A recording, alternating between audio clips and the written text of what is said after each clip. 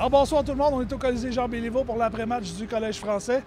Alors que le Collège français qui recevait aujourd'hui la visite des Montagnards de Saint-Gabriel de Brandon et l'a emporté 10-2 face aux Montagnards. Et je suis accompagné du joueur du match, Louis-Philippe D. 3 buts ce soir, un tour du chapeau. Louis-Philippe, ton premier tour du chapeau, je pense, dans la Ligue. Hein?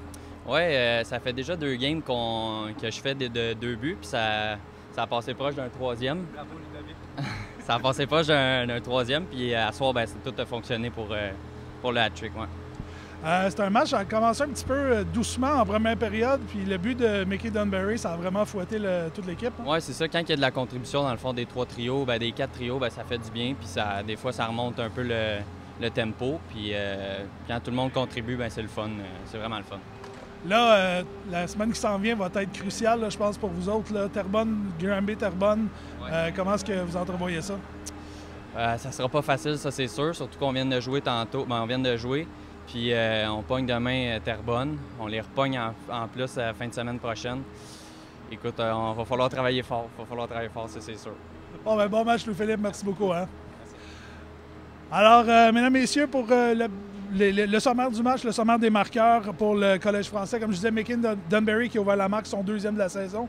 Louis-Philippe D qui est maintenant à 14 buts cette saison avec son tour du chapeau. Samuel Sénécal, son 13e. Samuel Guilbeault, c'est 10 et 11e de la saison. Vincent Chapelot a marqué son 33e de la saison. Il a finalement eu son 100e but en carrière dans la Ligue junior 3 du Québec. Maxime Chagnon avec son 24e et William Jacques qui a complété la marque pour le Collège français. Les tirs au but, 39 contre 17 en faveur du Collège français, donc ça a bien été de ce côté-là aussi.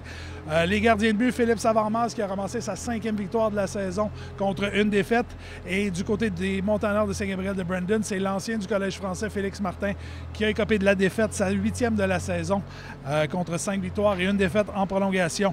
Louis-Philippe D, bien sûr, le joueur du match pour le Collège français, c'est Anthony Morin du côté des Montagnards de Saint-Gabriel de Brandon, qui a cet honneur-là pour les Montagnards. Donc, au classement général, c'est la 30e victoire du Collège français cette saison qui est avec 62 points. Au premier rang du classement général de la Ligue junior 3 du Québec, à 4 points devant les Cobras de Terrebonne. Et comme je parlais un petit peu plus tôt avec Louis-Philippe, c'est une semaine cruciale qui s'en vient pour le Collège français parce que c'est le challenge de la Ligue junior 3 du Québec qui débute demain. Et le Collège français va disputer son match à 19h face aux Cobras de Terrebonne. Ça va être très important. Et par la suite, vendredi prochain, à Granby contre les Inuks et dimanche à la Cité du Sport de Terrebonne face aux Cobras. Donc, c'est une semaine charnière là, pour le Collège français.